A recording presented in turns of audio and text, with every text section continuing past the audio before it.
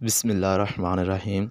My name is Atsham Ali Bangish and my presentation topic is nomenclature of coordination compounds. तो सबसे पहले coordination compounds को देख लेते हैं कि ये होते क्या हैं।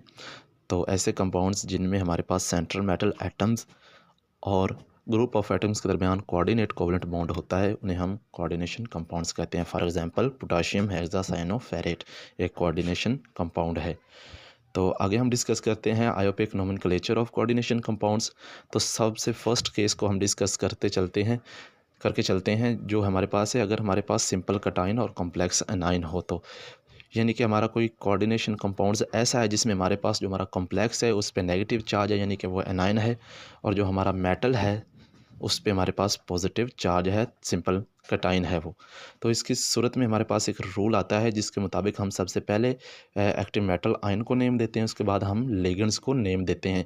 तो लिगेंड्स अगर हमारे पास एक से ज़्यादा ऐसे लिगेंड्स मौजूद हैं जो डिफरेंट हैं तो उस सूरत में हम उसे अल्फ़ाबेटिकली ऑर्डर में अरेंज करते हैं। अगर हमारे पास सेम लिगेंड्स हैं लेकिन मोर देन वन हैं तो उस सूरत में हम कुछ प्रीफिक्स इस्तेमाल करते हैं। जैसे अगर हमारे पास 2 लिगेंड्स हैं तो उस सूरत में हम डाई इस्तेमाल करेंगे, अगर 3 लिगेंड्स हैं तो ट्राई एंड सो ऑन। तो अगर हमारे पास तीसरा केस हमारे पास ये आता है कि अगर हमारे पास ऑलरेडी डाई ट्राई टेट्रा वगैरह मौजूद हैं तो उसकी सूरत में हम जो प्रीफिक्स इस्तेमाल करते हैं वो होते हैं बिस, ट्रिस एंड टेट्रा केस। उसके बाद हम सेंट्रल मेटल आयन को नेम देते हैं। सेंट्रल मेटल आयन का नेम लिखने के बाद उसके बाद हम उसमें एक सफिक्स ऐड करते हैं जो कि 8 कहलाता है। उसके बाद हम ऑक्सीडेशन स्टेट लिख देते हैं जो कि हमारे पास हमारे सेंट्रल मेटल एटम की होती है। वो ऑक्सीडेशन स्टेट हम रोमन डिजिट्स में अप्लाई करते हैं। तो सबसे पहले आगे हम देख लेते हैं कि लिगेंड्स को नाम देने के जो आयोपेक ने कुछ नेम्स जस्ट किए हैं, लिगेंड्स को नेम देने के कुछ रूल्स जो सजेस्ट किए हैं उसके मुताबिक हम लिगेंड्स के नेम को देख लेते हैं। तो हमारे पास जो 2004 में आयोपेक ने जो लिगेंड्स के जो नेम्स जस्ट किए हैं उनके मुताबिक अगर हमारे पास कोई ऐसा लिगेंड मौजूद है यानी जिस पे चार्ज मौजूद है और उसके लास्ट के 3 जो वर्ड्स हैं वो IDE हैं तो उसका जो लास्ट वाला O है वो E है, जो उसका लास्ट वाला E है वो O के साथ रिप्लेस हो जाएगा। फॉर एग्जांपल अगर हमारे पास हाइड्राइड है तो हाइड्राइडो बन जाएगा। इसी तरह हमारे पास अगर फ्लोराइड है तो फ्लोराइडो बन जाएगा। अगर क्लोराइड है तो क्लोराइडो बनेगा। सिमिलरली अगर ब्रोमाइड है तो ब्रोमाइडो, आयोडाइड है तो आयोडाइडो, और सायानाइड है तो सायानाइडो। और अगर हमारे पास अगर कोई न्यूट्रल लिगेंड मौजूद है, फॉर एग्जांपल हमारे पास वाटर वगैरह मौजूद है तो उसे हम एक्वा कहते हैं। और अगर हमारे पास कोई इथेन वगैरह मौजूद है तो उसका जो आयोपिक नेम्स जस्ट करती है वो है इथेन 1,2 डाई अमाइन। तो इस केस की एग्जांपल को देख से लेते हैं। हमारे पास पोटाशियम हेक्सासाइनोफेरेट एक कोऑर्डिनेशन कंपाउंड है, इसे हम किस तरह नेम देते हैं। तो जब हमारे पास ये कंपाउंड ब्रेक डाउन होता है तो हमारे पास एक सिंपल कटाइन बनता है और एक कॉम्प्लेक्स एनाइन बनता है। तो ये चीज़ आप देख सकते हैं कि जब हमारे पास ये कंपाउंड ब्रेक डाउन होता है तो ये जो चीज़ हमारे पास फर्स्ट वाली बन रही है जो हमारे पास सिंपल कटाइन है, और लास्ट पे जो हमारा कॉम्प्लेक्स है उस पर हमारे पास नेगेटिव चार्ज है यानी वो हमारे पास एनाइन है। तो इसे हम किस तरह नेम देते हैं। तो सबसे पहले इसके रूल्स को फॉलो करते हुए सबसे पहले हम जो एक्टिव मेटल है तो इस सूरत में हमारे पास एक्टिव मेटल पोटाशियम है तो सबसे पहले हम पोटाशियम लिख लेते हैं। उसके बाद हम एक गैप देते हैं यानी कि हमारा जो सिंपल कटाइन है और कॉम्प्लेक्स एनाइन है इसके दरमियान एक गैप को रखेंगे।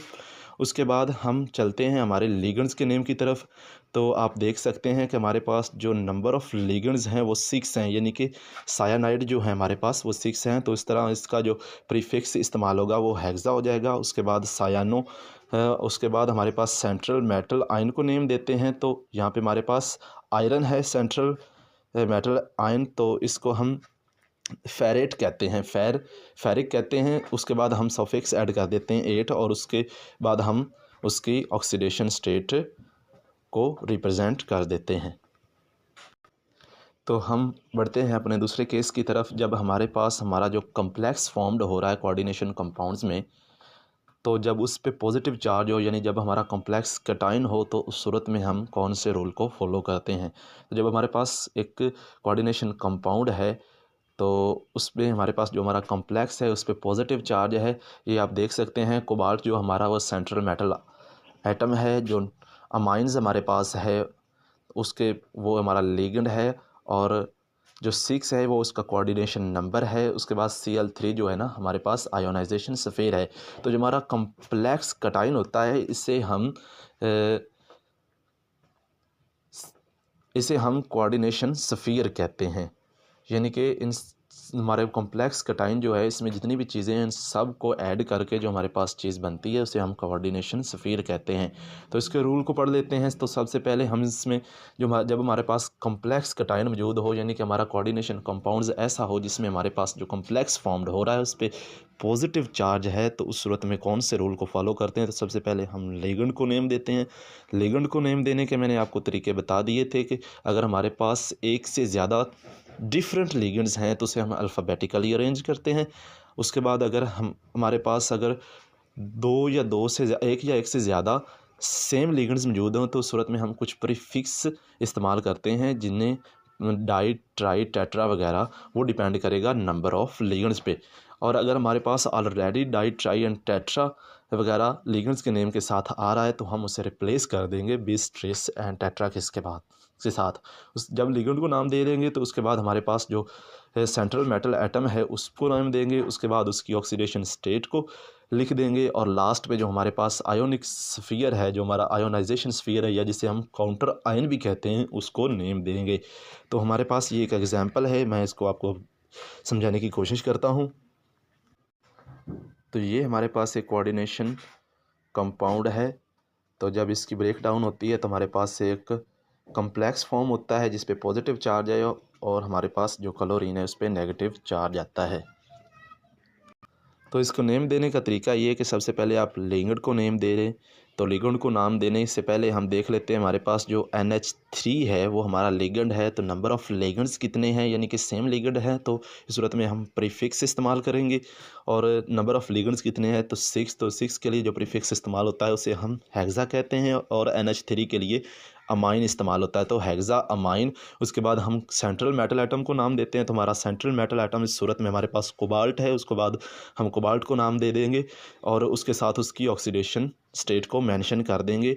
तो इस तरह हमारे पास जो फर्स्ट वाला पार्ट बन जाएगा इस नेम का वो होगा हेक्सा अमाइन कोबाल्ट 3।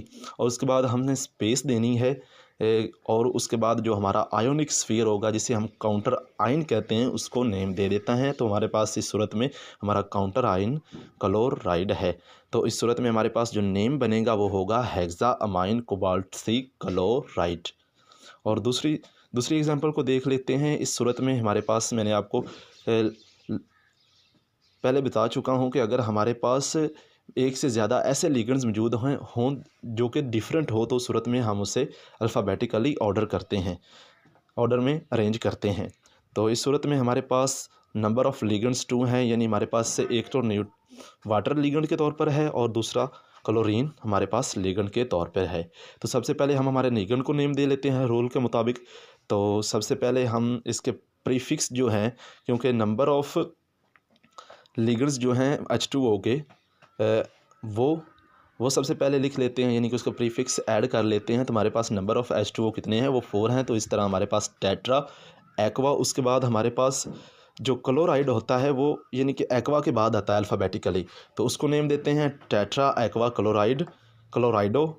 और उसके बाद हमारा सेंट्रल मेटल एटम जो है वो है हमारे पास क्रोमियम, तो उसको नेम देंगे, उसके साथ उसकी ऑक्सीडेशन स्टेट को मेंशन करेंगे, और लास्ट पे हमारा जो आयोनिक स्फीयर या काउंटर आयन होगा उसे नेम दे देंगे। तो उसका पूरा नेम इस तरह बनेगा टेट्रा एक्वा क्लोराइडो क्रोमियम 3 नाइट्रेट।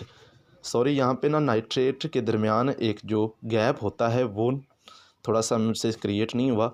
सो आपने जो गैप जो है ना वो ज़रूर रखना है इन दोनों के दरमियान, क्योंकि हमारे पास जब भी कोऑर्डिनेशन कंपाउंड्स आएगा तो उसको नेम देंगे तो उसका फर्स्ट पार्ट और उसका जो सेकंड पार्ट होगा उनके दरमियान गैप रखना लाजमी है। और एक और चीज़ बताता चलूँ कि जब हम आयोपेक नेम लिखते हैं कोऑर्डिनेशन कंपाउंड्स का तो जो हमारा फर्स्ट लेटर होता है उसे हम कभी भी कैपिटल नहीं लिखते। सो ये था हमारा आज का lecture. Thanks for watching and I hope आप सबको समझ आ गई होगी। Thank you. अल्लाह हाफिज़।